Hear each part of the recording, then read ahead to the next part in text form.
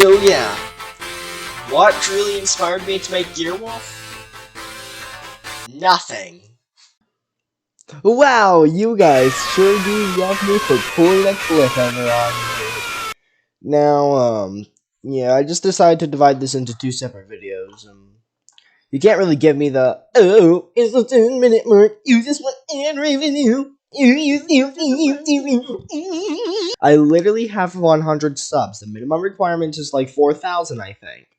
But anyways, this is a very long story. Gearwolf being made because of absolutely nothing is not the case.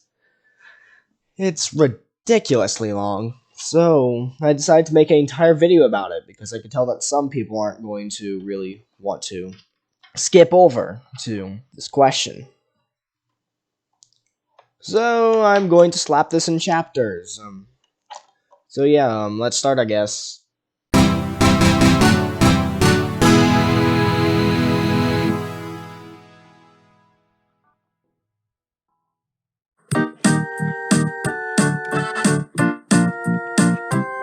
What you're hearing right now is the very, and I mean very first track of Gearwolf. I mean, it's not the game, but this was the Gearwolf 2018 theme. You can definitely see that audio quality wasn't really a priority. This was even before I had Wirewolf on the team. Which, let's be honest, Gearwolf would be a failure if it wasn't for him. I was planning this to be just me and only me, but as you can see, that didn't really last long. So, how did I come up with Gearwolf? It's actually very strange. I was in my room, just looking for junk to do. This is like summer 2017, and I find a box with a whole bunch of like gears and gadgets on that. It was like I don't know what they're called, but here's an image of it. But what I did is I had two wolf plushes, and I put them on the side of the bed, each within the middle, and I would have the wolves take turns shooting gears at each other, and if one were to get hit by a gear, then that wolf were to get a bit of knockback. Eventually, one of you were going to fall off, which was the main mechanic. Eventually, one of the wolves would fall off the bed, and the other one would claim victory. This was the original concept of Gearwolf, and looking at the Chapter 1 demo, you can definitely see how dramatically this has changed. Gearwolf has definitely been a nightmare for me to code. But what happened was, that night I had a dream. What if this was a real game that real people could play, and I could earn real money?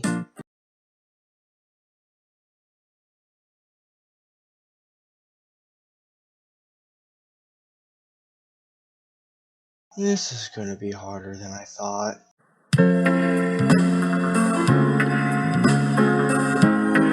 So it's around Christmas 2017.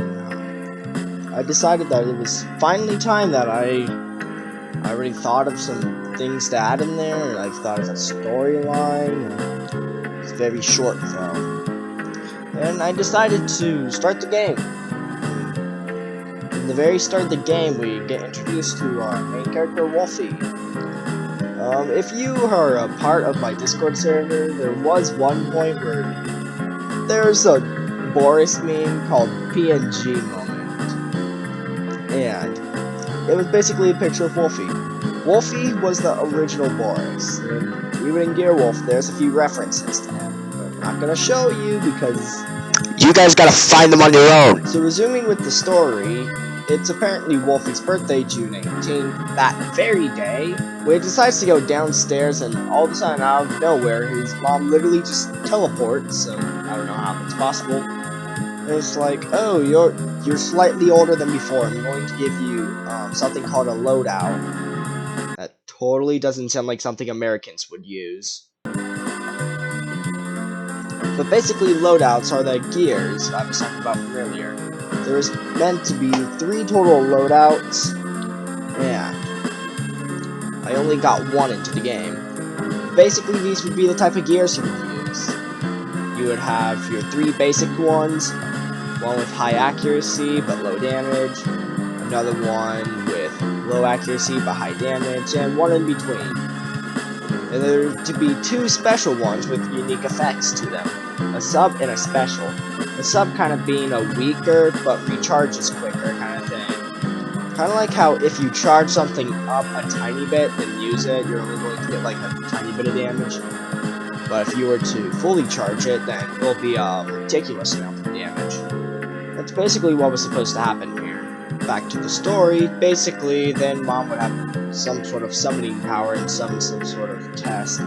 Apparently, its original name was Test Star, along with the music Star, which, before I had Zesty, I kind of just searched free song on Scratch all the time, and I eventually came with this masterpiece, Star, and it was copied everywhere. Like, there was at least 16 different people who used these, promoting it as free music. But I decided to use that and name it the Test Star. Test Star does not appear in Gearwolf at any point of the game, nor do I have plans on adding him. But he is basically the prove you're worthy, even though he literally couldn't hurt you. Even though, as you can see from gameplay, he was still able to thanks to bugs. Now, sadly, that's as far as I've ever actually gotten with gameplay-wise, but basically after that, you would exit out, then explore the safe city a bit, which, yes, I am talking about the same safe city in Gearwolf, which is why you can find Wolfie's house in there. Oh wait, I just spoiled the Easter egg, didn't I? After that, you would come across the school, and then find Fang, who was... Normally in Gearwolf, Fang is kind of just there to be dark and edgy and seem like a violent kid, but he was an actual bully, or planned to be an actual bully in this Gearwolf, and he actually tried to defeat you, so... but he was basically the first boss. He was actually really tough from my memory. I can't get him to work anymore thanks to Scratch updates because this was during Scratch 2.0, but I will leave a link to this Gearwolf if you guys want to check it out and find some super files and maybe find something that I'm not aware of, because I haven't really touched this thing since late 2018.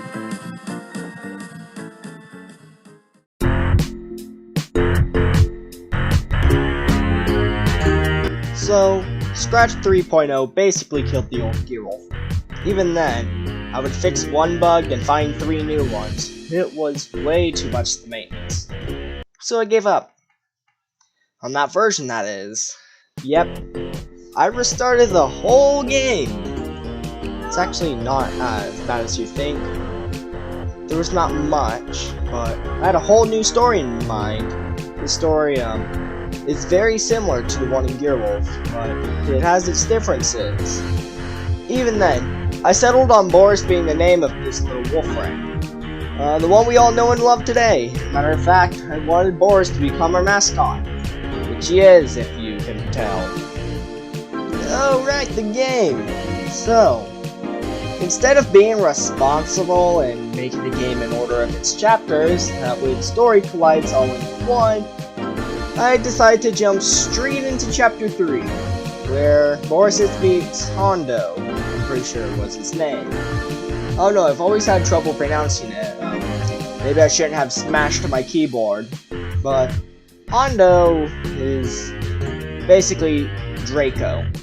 Hondo is actually just a reference to DJ Dragonite, who is actually one of the most mysterious people.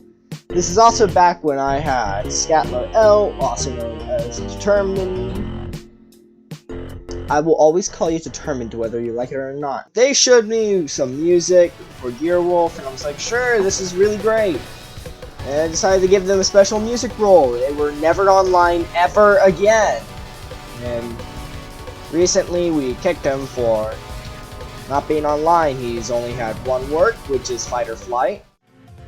And his avatar looked like something from Nintendo. A Pokemon Go. Please don't sue me. So yeah, that's basically the story of DJ Dragonite. It's very short, but it will always be a mystery, and We also had another artist, I was checking out earlier, Scatler, or Determined. He made a few early tracks, but I eventually kicked him from the team after he became pointless and refused to work. Even then, he was asking for a lot more than he should have. But basically, this used the new gameplay mechanic, which I ripped off of some RPG engine on Scratch. The fight's ridiculously hard. Houndor is level 5 here, while you're only level 3, which is a lot. And even that, the fire effects stack, which resulted into a lot of deaths. But that was basically the first public demo of Gearwolf known to mankind. Next up was Gearwolf Draft. After that, I was pretty proud of my work, so I decided to save and quit and start development on the Gearwolf that we would know today as Gearwolf Draft, or Scratch.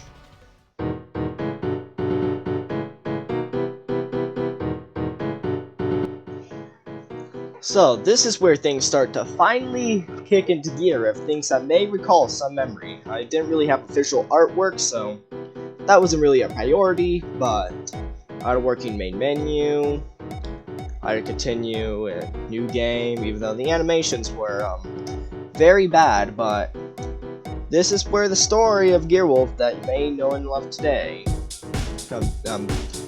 this is where it takes place.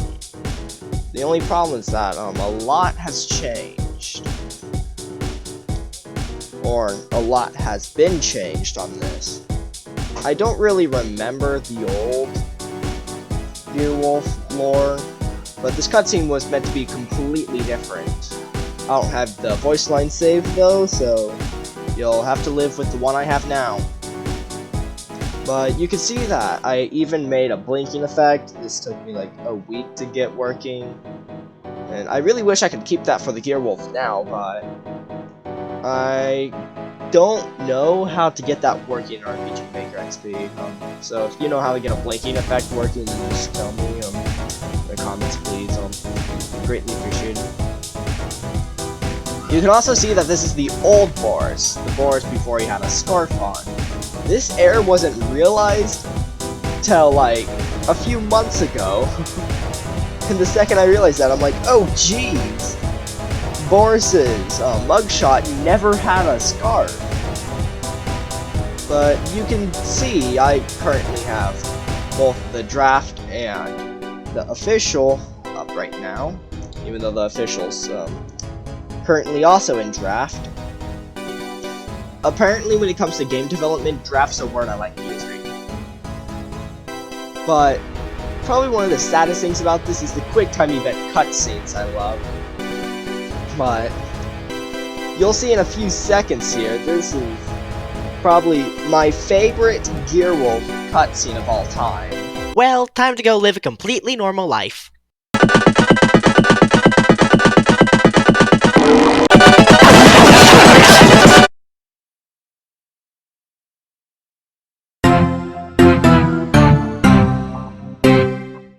Yep, if you didn't respond within 5 milliseconds, Boris would fall down the stairs and die before he even makes it outside.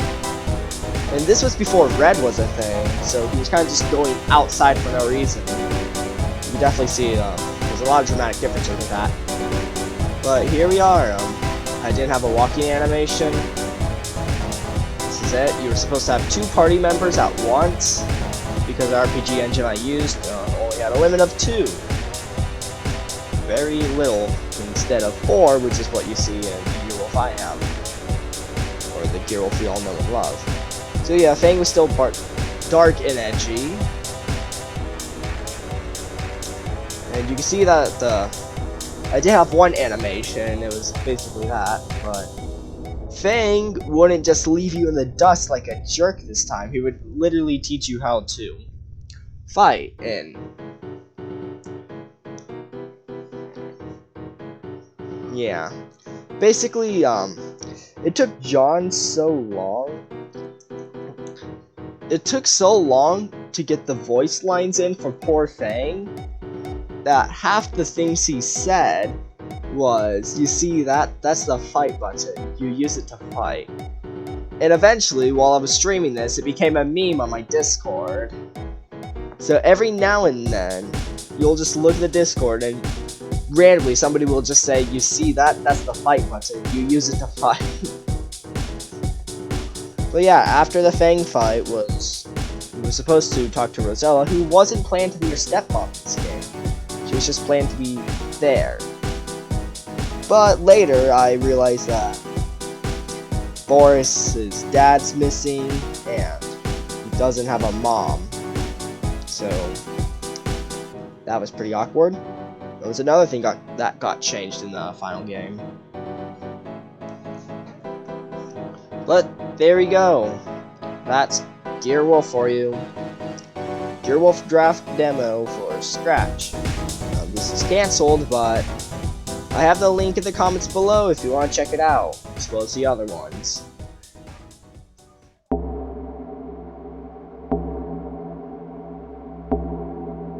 What's a good game backstory if there wasn't something that literally wanted me to just give up on the project and throw my desk out the window?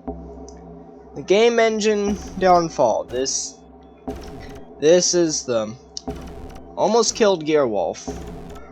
I'm really glad it didn't, but basically, at this moment, my plan was to put it on the Steam market, and it would just contain a file, and you would download the Scratch engine and open the game. But it dawned on me, I was running into the exact same problem I was running into before. I was short on members, and Wirewolf was always busy with something. I didn't have that many voice actors. The game had at least 1 million bugs to it that needed to be fixed that I didn't really want to get to. I wanted to get to the cool, juicy part, like the story, the gameplay. But sadly, I ran into the exact same problem I did run into with Gearwolf. Or the old Gearwolf. I ran into a whole bunch of bugs and things started to get out of hand. So the Scratch version of Gearwolf was cancelled. I decided to switch game engines to Unity since I thought that would be easier, but that only lasted around a week before I realized how much of a mistake that is. After that, I just put Gearwolf to the side and gave up. Until I found the Epic Games launcher, or Epic Games engine. I wanted to make it on that, but that lasted even shorter than Unity before I gave up. Last but not least, I ran into an application called Core. The only problem is that this was used for multiplayer first-person shooters, not a single-player RPG. That's when it happened. Around Christmas 2020, I found an application on Steam on sale called RPG Maker XP. And I decided, hey, I'm making an RPG. Maybe I could try to give Gearwolf another shot instead of just giving up hope. People like Gearwolf, so I need to get back to this, so I decided to download it, and it went smooth. Everything was going great.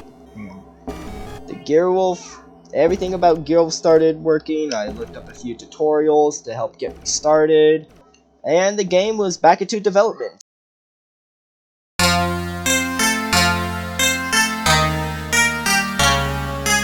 And with that, we have reached the present, which is where we are today.